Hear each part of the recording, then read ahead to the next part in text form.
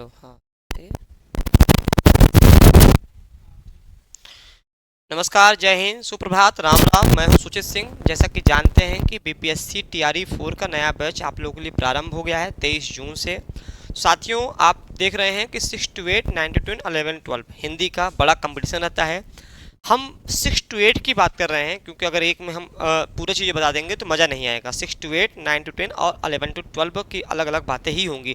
फिलहाल में ये बातें आपको 6 to 8 हिंदी की हो रही है क्योंकि सबसे ज़्यादा कंपटीशन इसी में होता है। क्योंकि इसमें आपने ग्रेजुएशन किया है, बीएड किया हुआ है, सीटेट आप फेज 2 वाला पास किए हुए हैं तो आप इस फॉर्म को भर सकते हैं। बाकी में तो आपको स्टेट की परीक्षाएं पास करनी पड़ेंगी, तो इसलिए वहाँ दिक्कत होती है। तो यहाँ पर सीधे आपकी एक परीक्षा के आधार पर आपका चयन होता है जिसमें बहुत सारे बच्चे बैठते हैं, बहुत संख्या में, और हर एक विषय में कंपटीशन होता है। और हिंदी में तो ज़्यादा बच्चे होते हैं तो ज़्यादा कंपटीशन होता है।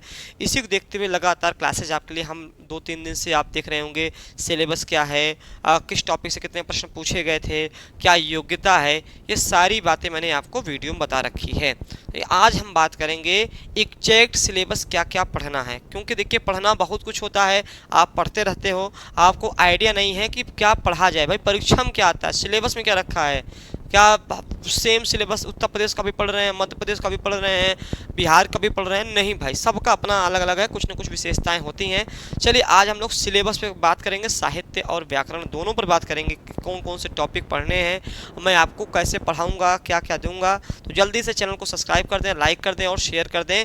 और नया बैच आपका प्रारंभ हो गया है 23 जून से। कैसे करें शुरुआत, नए पैटर्न से पूछे जाएंगे प्रश्न। मैंने पहले ही कहा था कि इस बार जो है, उन्होंने कहा था, मैंने को नहीं कहा है, उन्होंने कहा कि इस बार टीआरई 1, 2, 3 की अपेक्षा पेपर का स्तर कठिन रहेगा। तो पेपर का स्तर कठिन रहेगा तो हमें पढ़ना भी वैसे ही पड़ेगा। तो चलिए आज हम लोग बात करते हैं सिलेबस को लेकर के। तो चलिए सबसे पहले बता दूं, 6 to 8, 9 to 10 और 11 12 लाइव क्लासेज आपको मिलेंगे। यहाँ पर प्रैक्टिस सेट मिलेगा, मॉडल पेपर मिलेगा, टेस्ट सीरीज मिलेगा, नोट्स मिलेगा, पीडीएफ मिलेगा, स्टडी मटेरियल मिलेगा। सारी चीज़ें जो आपको एक शिक्षक बनाएंगे, सारी चीज़ें आपको हम देंगे। चलिए अब हम बात करते हैं यहाँ पर सिलेबस की। तो आपको पता होगा कि सिलेबस को लेकर के आपका जानना बहुत, क्योंकि जब तक सिलेबस ही नहीं पता होगा ना, सिलेबस आपको जबान पर रटा होना चाहिए कि हाँ हमें ये पढ़ना है। आप कोई टॉपिक पढ़ रहे हैं, सिलेबस पढ़िए, खत्म करिए, हाँ ये खत्म हो गया है। तो चलिए सबसे पहले हम संपूर्ण साहित्य पे बात करते हैं, साहित्य पे क्या क्या पढ़ना पड़ेगा। तो देखिए, मैंने कल वाले वीडियो में बताया था किस टॉपिक से कहाँ से प्रश्न उठाए गए थे। यहाँ पर देखेंगे भाषा और बोली, बहुत इंपॉर्टेंट टॉपिक है, प्रश्न आता ही आता है। भाषा एवं बोली, आप भाषा की परिभाषा पढ़ेंगे। बोली जो आपकी है बिहार की जी हैं, राजस्थान की जो हैं, उत्तर पश्चिम जैसे बोली में क्या है कि आपका बिहारी हो गया, राजस्थानी हो गया, ये सब आपको पढ़ना पड़ेगा। ठीक, वो ट्रिक के माध्यम से मैं आपको बताऊंगा, आप कभी भूलेंगे नहीं। ठीक, तो आपको भाषा एवं बोली पढ़ना पड़ेगा। ठीक, चलिए अब आते हैं काल विभाजन। काल विभाजन को बहुत इंपॉर्टेंट है, यहाँ से प्रश्न की शुरुआत होती है, बेसिक आप यहीं से शुरुआत करते हो। तो काल विभाजन में आदिकाल, अब आदिकाल से कैसे प्रश्न बन सकते हैं। तो आदिकाल में नामकरण का बड़ा इशू है, नामकरण को लेकर खूब प्रश्न पूछता है। जैसे मैंने आपसे पूछ लिया कि आदिकाल को वीरकाल किसने कहा है, एक प्रश्न मैंने बनाया, किसने कहा है, आपको विकल्प दे दिए, तब आपको पढ़ना पड़ेगा। हमने कहा सिद्ध सामंत युग किसने कहा है, तो ये नामकरण को लेकर के है। फिर इसमें सिद्धनाथ जैन को आपको पढ़ना है, इससे प्रश्न पूछे जा सकते हैं। रासो काव्य, रास काव्य पूछा जा सकता है। फिर जो कुछ स्वतंत्र कवि हैं, फुटकर कवि, जैसे भी क्या बोलते हैं, अमीर खुसरो हो गए, विद्यापति हो गए, तो आपको इन सबको भी पढ़ना है। ठीक, तो ये आदिकाल में आ गया। अब भक्ति काल में जब प्रवेश करते हैं, भक्ति काल में, तो भक्ति काल को जो है यहाँ से भी प्रश्न बहुत सारे पूछे जाते हैं। अब जैसे प्रश्न पूछ लिया कि भक्ति काल को स्वर्ण काल किसने कहा था, जॉर्ज गिरसन ने कहा था। अब किस लिए कहा था ये मैं आपको बताऊंगा जब आप थ्योरी की क्लास लेंगे। तो भक्ति काल में भी आप पढ़ेंगे सूफी क्या बोलते हैं, निर्गुण और सगुण पढ़ेंगे, सबको पता है। सगुण के जो है 2 पार्ट, राम काव्यधारा, कृष्ण काव्यधारा। संत उसमें जो है निर्गुण में संत काव्य हो गया, ज्ञानाश्रय और प्रेमाश्रय हो गया। और इसके अलावा जो भी आपका पढ़ेंगे, सूरदास, मीराबाई, तुलसीदास, ठीक है, बहुत सारे कवि हैं। अष्टछाप के कवियों को आपको पढ़ना पड़ेगा। ठीक, गुड मॉर्निंग, स्वागत है। तो सबको आपको पढ़ना पड़ेगा। ठीक, तो ये सारी चीज़ें प्रश्न आपके वहाँ से बनेंगे, तो ये मत सोचिए। अब आते हैं रीतिकाल को लेकर। रीतिकाल को लेकर के बहुत महत्वपूर्ण होता है, कथन खूब पूछे जाते हैं। अब चूंकि रीतिकाल में भी जो है नामकरण को लेकर बहुत सारे लोगों ने कहा है, श्रृंगार काल किसने कहा है, अलंकृत काल किसने कहा है, ये सब सारे प्रश्न बनेंगे। और इसमें जो है इसको 3 भागों में बांटा गया है, रीति मुक्त, रीतिबद्ध और रीति सिद्ध। मान मैंने पूछ लिया केशवदास किस धारा के कवि हैं, रीतिबद्ध हैं, रीति मुक्त हैं कि रीति सिद्ध हैं, ये तमाम प्रकार के प्रश्न पूछे जा सकते हैं। ठीक, तो ये सब चीज़ें आपको पढ़ना पड़ेगा। फिर मैंने पूछ लिया कि अलंकार से संबंधित कौन सी रचना है, रस से संबंधित कौन सी रचना है। ठीक, ये सब चीज़ें थोड़ा कठिन होती हैं, वही आपको हम पढ़ाएंगे। तो आप यहाँ से समझ गए होंगे। अब हम आधुनिक काल में प्रवेश करते हैं। अब आधुनिक काल में क्या होता है, कई सारी विधाओं का जन्म होता है। आधुनिक काल में कई सारी विधाओं का जन्म होता है। सबसे पहले गद्य और पद्य तो विधाएं होती हैं। कई सारे काल आते हैं, हम किसी व्यक्ति के नाम पे रखते हैं या फिर किसी विचारधारा के नाम पे रखते हैं। यहाँ पर हम बात करेंगे आधुनिक काल में, जैसे भारतेंदु युग। भारतेंदु युग भारतेंदु हरिश्चंद्र के नाम पे पड़ा है। इनमें गद्य की शुरुआत होती है, ठीक है, तो गद्य और पद्य दोनों की शुरुआत होती है। यहाँ पर भाषा जो है, कविता का रूप जो था वह ब्रज में ही था, लेकिन जो गद्य आ गया था वह खड़ी बोली में आ गया था। इसमें बहुत सारे कवि जो है पत्र भी, मतलब प्रेस भी चलाते थे ना, पत्रिका का संपादक भी थे। ये तमाम प्रकार के प्रश्न पूछेंगे। द्विवेदी युग ऐसा भी युग है जहाँ पर गद्य और पद्य दोनों जो है उसकी भाषा वह खड़ी बोली हो गई थी, और देश की आज़ादी का समय चल रहा था। आचार्य महावीर प्रसाद द्विवेदी के नाम पे द्विवेदी युग पड़ा हुआ है। ठीक, तो ये सब सारी चीज़ें आपको पढ़नी पड़ेंगी। फिर छायावादी युग पे हम आएंगे। छायावादी युग जो है आपका, अब मतलब जो है इसमें 4 स्तंभ आपको हैं। महादेवी वर्मा हो गई, आपके जयशंकर प्रसाद हो गए, सूर्यकांत त्रिपाठी निराला हो गए, सुमित्रानंद पंत हो गए। इनके विषय में क्या क्या चीज़ें, कौन सी रचनाएं लिखी हैं, ठीक, वो सारी चीज़ों को हम आपको पढ़ाएंगे। तो यहाँ मैं आपको थोड़ा डिटेल भी देते जा रहा हूँ कि प्रगतिवाद जो है इस समय प्रगतिवाद में जो जो चीज़ें हैं, आप फिर एक चीज़ भूल गया, यहाँ पर प्रयोगवाद में लिख दे रहा हूँ। प्रयोगवाद बहुत इंपॉर्टेंट है, जहाँ पर तार सप्तक का जन्म होता है प्रयोगवाद में। तो तार सप्तक पढ़ेंगे, बहुत सारे चार तार सप्तक प्रकाशित हुए हैं। चारों में साथ साथ, हर एक तार सप्तक में साथ साथ कवि हैं, ठीक, उनकी रचनाएं हैं। तो ये सब प्रश्न यहाँ से आपको परीक्षा में बनेंगे। फिर आते हैं नई कविता में। नई कविता भी इसी का एक भाग है, इसमें भी आपको नई कविता के बारे में पढ़ेंगे। फिर कवि एवं उनकी रचनाओं को, जो विशेष कवि हैं, जो ज़्यादा पूछे जाते हैं, उनके बारे में चलेंगे। जैसे कुछ फेमस, फिर ये तो मालूम विधाएं होंगे। फिर ये जो कवि और उनकी रचनाओं में क्या चलेगा, जो ज़्यादा प्रसिद्ध कवि और उनकी रचनाएं हैं, चाहे वह गद्य में हो चाहे वह पद्य में हो, उसको हम आपको बताएंगे। ठीक, तो यहाँ तक आपने ये पूरा खागा जो है आपने पद्य का समझ लिया। चलिए, यहाँ पर कोई दिक्कत तो नहीं है। ये सारी बातें आपको नोट्स के माध्यम से भी दी जाएंगी। हैंड राइटिंग नोट्स बना हुआ है साथियों, आपको प्रोवाइड करा दी जाएंगी टेलीग्राम पर। अब हम बातें हैं गद्य विधाओं में।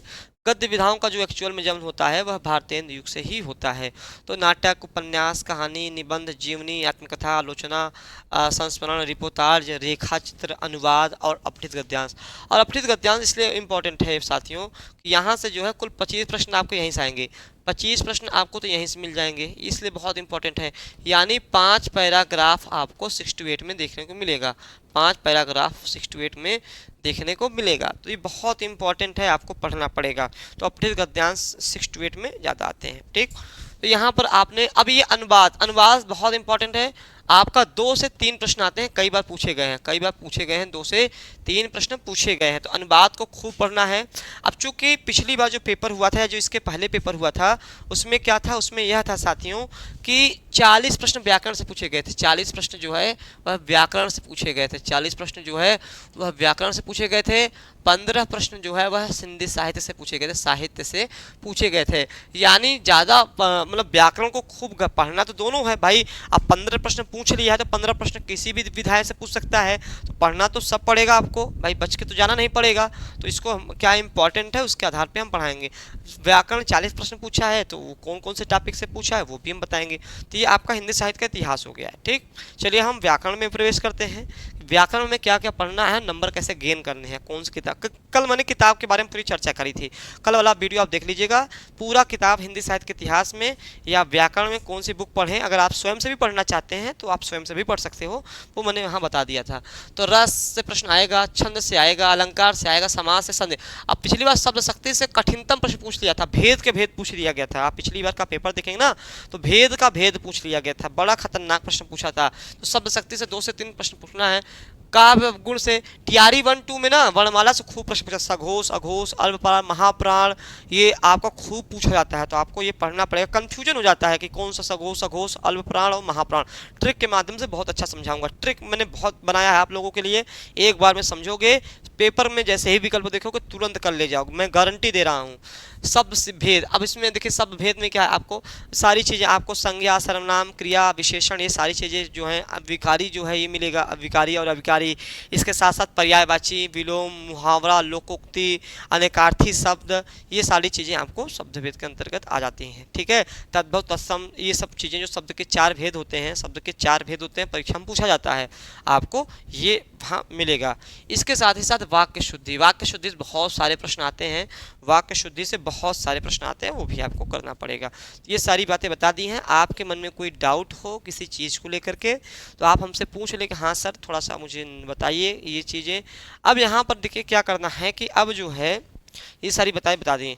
अब यहाँ मामला क्या है साथियों कि अब ये चीज़ें एक किताब में नहीं मिलेंगी आपको, राजपाल सिंह की, हरदेव बाहरी की, या आपको या वासुदेव नंदन प्रसाद की, कम से कम 2-3 बुक में अलग अलग मैटर दिया हुआ है, आपको पढ़ना पड़ेगा। इसके साथ हिंदी साहित्य के इतिहास, रामचंद्र शुक्ल की, बच्चन सिंह की दूसरा इतिहास, डॉक्टर नगेंद्र की बुक, ये 3-4 जो बुक है ये आपको पढ़ना ही पड़ेगा। वन लाइनर रूम में गोविंद पांडे ले सकते हैं। अब इतनी सारी चीज़ों को पढ़ना, अब 2 महीने में पढ़ना, नोट्स बनाना बहुत कठिन है सर, क्या करें?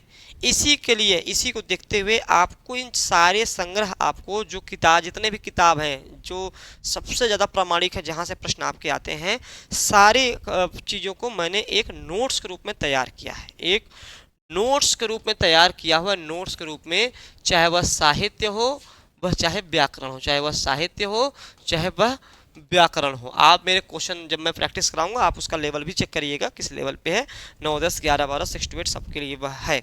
तो आपको ध्यान होगा साहित्य और व्याकरण दोनों के लिए है। तो आप लोग जो है अगर चाहते हैं कि हमारा चयन हो जाए और ऐसे कोई संस्था हो जहां पर यह आपको हैंड राइटिंग नोट्स के माध्यम से पढ़ाए, वह मेरे द्वारा आपको जाएंगी।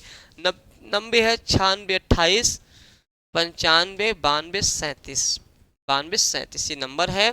और फीस भी आपको लिए बहुत कम रखी गई है, जितना आप वहन कर सकते हो, आपके ऊपर ज़्यादा बर्डन न पड़े। आपको यहाँ पर एक चीज़ मैं बता दूँ, आपको फ़ायदा क्या है, हिंदी प्लस जीएस मिलेगा, हिंदी प्लस जीएस मिलेगा। ये मेरा कम्बो बैच रहेगा, कम्बो बैच रहेगा। अगर आप हिंदी और जीएस लेते हैं तो दोनों में आपको छूट दे दी जाएगा, अलग अलग लेंगे तो थोड़ा इंडिविजुअल थोड़ा महंगा पड़ेगा, महंगा नहीं पड़ेगा, मतलब आपको बोला हिंदी प्लस जीएस दोनों चलेगा आपका। तो जीएस 40 प्रश्न आता है, हिंदी 80 आता है, आपको पता है 80 + 120, क्योंकि जीएस अगर नहीं करेंगे तो हिंदी कितना भी अच्छा करे रहेंगे तो नहीं हो पाएगा। ठीक, तो आपको ये चीज़ें करना है। और सुबह 9 बजे से, सुबह 9 बजे से यह क्लास चलती है, सुबह 9 बजे से यह क्लास चलती है, 9 बजे से। ठीक, तो पर डे आप जुड़ जाइए, प्रैक्टिस शुरू हो जाए। कल मैं नहीं रहूँगा, कल कुछ जगह मुझे बिजी हूँ। परसों नसों से फिर से, परसों से आपकी क्लासेस प्रैक्टिस के रूप में लगातार चलेंगी, प्रैक्टिस थ्योरी दोनों आपकी चलेंगी, आप ज्वाइन हो सकते हो। तो समय कम है, अगस्त में फॉर्म आ जाएगा STRE4 का, कंपटीशन बहुत ज़्यादा है। तो एक बार आप जुड़े हमारे साथ, खुद ही आपको लगेगा कि हाँ हमारा कंपटीशन लौट रहा है। आपका नोट्स तैयार होगा, आपके जितने भी टॉपिक हैं वो टॉपिक वाइज मैं टेस्ट कराऊंगा। जैसे आदिकाल है तो आदिकाल से टेस्ट कराना है, भक्तिकाल है तो भक्तिकाल से टेस्ट कराना है, रीतिकाल से। ऐसे ही व्याकरण में जब जाएंगे तो समाज से टेस्ट, संधि से टेस्ट और अलंकार से टेस्ट, मतलब टॉपिक बाई टॉपिक में टेस्ट कराऊंगा ताकि आप बिल्कुल आपका हर कॉन्सेप्ट क्लियर रहे। ये सारी बातें मैंने बता दी हैं। वीडियो अच्छी लगी हो तो वीडियो को शेयर कर दें, सब्सक्राइब कर दें, लाइक कर दें। रोजाना 9 बजे ना भूले जुड़ना हमसे TRE4 के लिए। हम आपके साथ हैं शिक्षक बनाने में। क्या आप तैयार हैं? अब आपको तैयार होने की आवश्यकता है। धन्यवाद, फिर मिलेंगे नए वीडियो के साथ, नए टॉपिक के साथ।